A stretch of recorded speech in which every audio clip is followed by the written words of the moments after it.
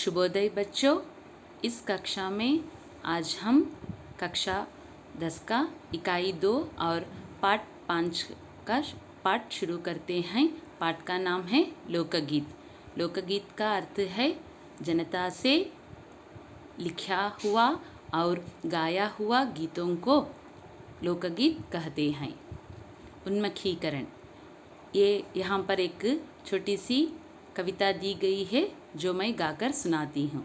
मेहंदी है रचने वाली, हाथों में गहरी लाली, कहे सखियाँ अब कलियाँ हाथों में खिलने वाली हैं, तेरे मन को जीवन को नई खुशियाँ मिलने वाली है।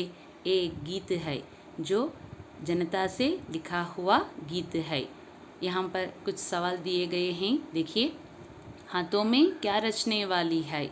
हाथों में मेहंदी गहरी लाली रचने वाली है। इस तरह के गीतों को क्या कहा जाता है? इस तरह के गीतों को लोकगीत कहा जाता है। उद्देश्य, छात्रों को निबंध लिखने की प्रेरणा देते हुए निबंध शैली से अवगत कराना, भाषा के मनोरंजन रूप से छात्रों की अभिरुचियों दक्षताओं के साथ साथ उनका सर्वांगीण विकास करना और लोकगीतों के सृजन के लिए प्रेरित करना इस पाठ का उद्देश्य है। विधा विशेष, लोकगीत निबंध पाठ है। निबंध का अर्थ है बांधना। सुंदर और उचित शब्दों के द्वारा भावों की प्रस्तुति ही निबंध है। रामचंद्र शुक्ला के अनुसार निबंध गद्य की कसौटी है।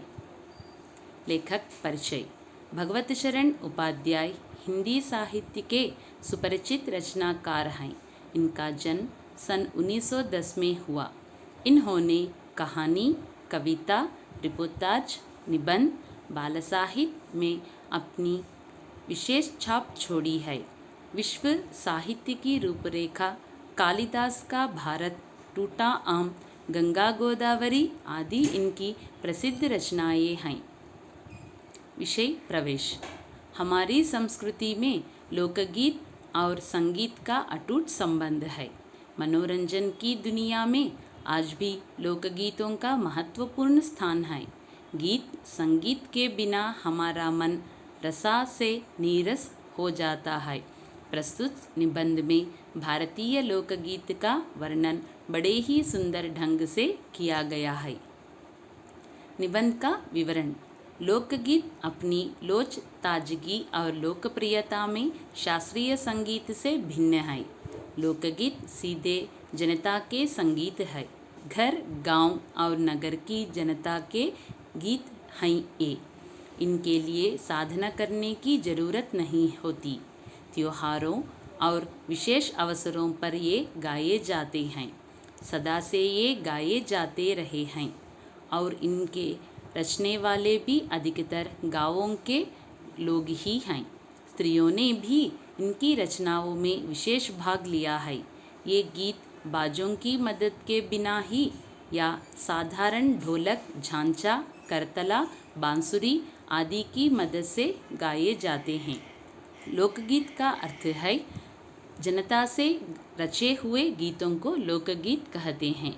वे अपनी लोचताजगी और अपनी लोकप्रियता से ही शास्त्रीय संगीत माने ट्रेडिशनल संगीत और लोकगीत, लोकगीत माने फोक सॉन्ग्स और ट्रेडिशनल संगीत दोनों भिन्न हैं, अलग अलग होते हैं।